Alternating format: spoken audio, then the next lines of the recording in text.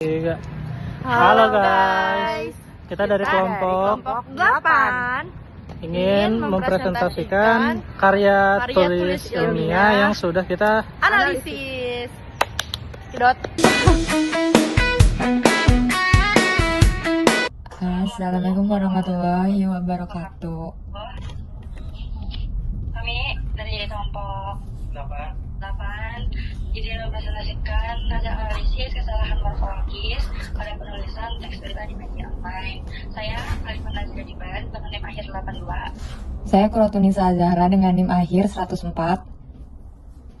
Saya Matur Rizky Mustafa dengan NIM akhir 105. Baik, kami akan menjelaskan tentang analisis kesalahan morfologis ini yang telah kami dapat dan kami mempresentasikannya lewat Zoom.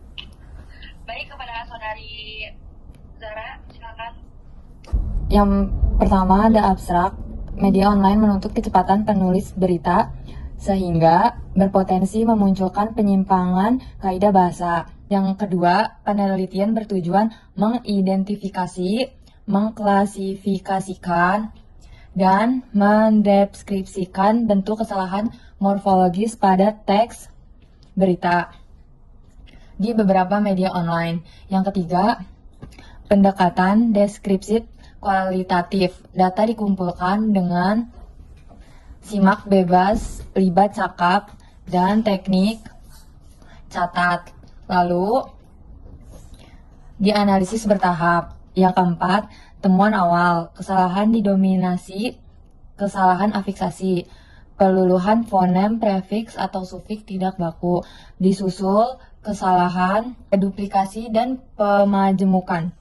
Morfologis mengkaji struktur dan pembentukan kata, kesalahan afiksasi, reduplikasi, maupun pemajemukan. Meski tampak kecil, dapat menurunkan kejelasan makna serta kredibilitas media. Kenapa sih kita ngambilnya di media online? Karena produksi berita bersifat real-time, berbeda dari media cetak yang melalui penyuntingan berlapis, sehingga media online lebih rentan terhadap kesalahan ketik dan pembentukan kata. Di sini ada penelitian relevan. Yang pertama dari Khalid tahun 2022, fokusnya kesalahan morfologi dari kompas.com dari bulan November sampai Desember 2021. Perbedaan dengan peneliti ini, fokus satu portal berita. Penelitian ini lintas media dan tahun 2006. Next. Yang kedua ada Amala dan kawan-kawan di tahun 2022. Kesalahan morfologi, tajuk rencana Kompas. Perbedaan dengan penelitinya, bahasa tajuk lebih konseptual versus berita real time. Yang ketiga ada Utami dan kawan-kawan, fokusnya fiksasi dan ejaan hariane.com. Perbedaannya turut kaji ejaan. Penelitian ini fokus struktur morfologis multimedia. Yang keempat ada Yuningsi dan kawan-kawan di tahun 2025, fokusnya kesalahan morfologi dan republika. Perbedaannya satu media, umum penelitian ini multimedia, klasifikasi lebih rinci. Ada Nina dan kawan-kawan tahun 2025, fokusnya pada afiksasi. Perbedaannya satu akun medsos, penelitian ini di situs berita tentang waktu lebih panjang. Tujuan penelitian yang pertama ada identifikasi, mengidentifikasi bentuk-bentuk kesalahan morfologis pada teks berita di beberapa media online. Yang kedua, klasifikasi, mengklasifikasikan kesalahan berdasarkan jenisnya, afiksasi, reduplikasi, dan pemajemukan. Yang ketiga, ada eksplanasi, mendeskripsikan faktor-faktor yang diduga menyebabkan munculnya kesalahan morfologis pada teks berita daring. Ada perancangan kajian, metode, dan sumber data.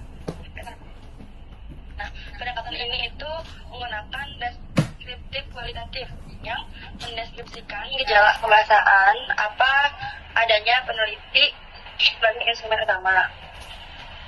Terus periode datanya yaitu berita ini terbit dari bulan Januari sampai Agustus tahun 2022 sampai 2026. Jadi kita 5 tahun kebelakangan dulu kita ambil gitu, 5 tahun sebelumnya. Yang sumber media itu dari Detik.com, terus Kompas, JTV News, JPNN, Liputan 6, dan yang terakhir ini Komparan. Selanjutnya teknik pengumpulan data. Nah, teknik pengumpulan data ini menelusuri teks berita. Nah, dilanjutkan teknik simak bebas libat cakap atau SBCLC. Nah, yang meneliti mengamati tanpa terlibat dalam proses produksi berita. Nah, lalu tag yang catat ini mencatat nih satu lingual permasalahan tertentu data. Nanti akan dikasih lihat datanya. Selanjutnya teknik analisis data. Yang pertama itu ada identifikasi data. Yang kedua ini ada klasifikasi data. Yang ketiga deskripsi dan eksplanasi. Dan yang keempat ini penarikan simpulan. Ini adalah 4 tahap teknik analisis data yang kita pakai. Nah, ini adalah contoh temuan kesalahan atau hasil pembahasan yang sudah kita dapatkan dari tugas kelompok ini. Aku akan bacakan beberapa contoh dari bentuk tidak baku, bentuk bakunya, dan jenis kesalahannya. Yang pertama itu ada mempengaruhi. Nah, bentuk bakunya ini harusnya memengaruhi. Baiknya itu harus dileburkan. Jenis kesalahannya ini afiksasi. Nah, keluluhan pada fonem P. Nah, yang kedua ini ada memproses. Itu bentuk tidak baku. Bentuk bakunya ini adalah memproses.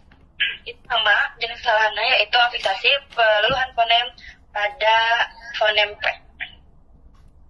Selanjutnya yang ketiga ini bentuk tidak bakunya yaitu polisi merubah. Bentuk bakunya seharusnya itu polisi mengubah. Nah, jenis kesalahan ini sama afiksasi, cuman ini ada di prefix men. Diubah jadi merubah jadinya mengubah. Sudah lihat ya guys. Selanjutnya kesalahan afiksasi. Oke, lanjut. Selanjutnya ini ada kesalahan afiksasi. Nah, jadi pada penemuan ini itu kebanyakan data ini tergolong dari kesalahan afiksasi, yaitu hampir 7/10-nya. Jenis kesalahan morfologis ini paling banyak ditemukan dalam penelitian kita. Nah, yaitu ada peluluhan fonem men atau men ya. Awalnya itu mempengaruhi, jadinya berubah menjadi memengaruhi. Itu yang benarnya. Memproses, jadinya memproses, dan mengkonsumsi, jadinya mengkonsumsi. Selanjutnya itu ada pengaruh ragam lisannya, yaitu contoh katanya dari kata merubah. Jadinya yang benar itu mengubah, dan ngerasa jadinya itu merasa. Selanjutnya ada fiksasi kata serapan. Nah, fiksasi kata serapan ini dia itu katanya itu menyetop, jadinya menstop atau menghentikan. Nah, terakhir ada kesalahan ganda dari kata mikirin. Jadi kata memikirkan bakunya, karena kata mikirin itu kata yang tidak baku. Terus ini tuh prefix lesap plus sufiks non baku dari in. Selanjutnya temuan lain kesalahan reduplikasi dan pemajemukan. Dari 7 data tadi yang sudah disampaikan ada kesalahan fiksasi. Selanjutnya ada 1 kesalahan reduplikasi dan 2 kesalahan pemajemukan. Yang pertama reduplikasi. Kepada teman-teman kata-kata yang salah seharusnya ditulis teman strip teman. Kata ulang penuh wajib memakai tanda hubung agar tidak rancu maknanya. Jadi wajib ditambahin strip. Kemudian ada 2 kesalahan kata yang kita temukan memajemukkan, yaitu katanya kebun binatang yang seharusnya kebun binatang. Kata majemuk tidak perlu diulang. Selain itu benturan antar bus menjadi benturan antar bus. Nah, perbedaannya itu sebenarnya ada di spasinya ini. Jadi antar busnya itu harusnya menyatu, nggak ada spasi. Ya. Oke, jadi langsung nextnya, kenapa sih kesalahan-kesalahan tersebut bisa terjadi?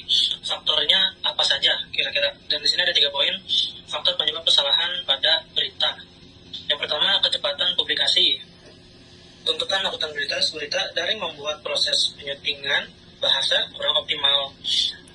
Kecepatan publikasi ini mungkin bisa dijelaskan ketika pembuat beritanya ini mungkin terburu-buru untuk mempublikasikan beritanya. Jadi sehingga dia sedikit memiliki kelalaian terhadap kata per katanya gitu. Mungkin ada 1-2 hal yang masih perlu diperbaiki dan menyebabkan kesalahan pada morfologisnya. Kemudian yang kedua, poin yang kedua, minimnya pemahaman kaidah. Mungkin dari penyebab kesalahannya itu karena orang yang membuat berita tersebut kurang memahami penulisan terhadap proses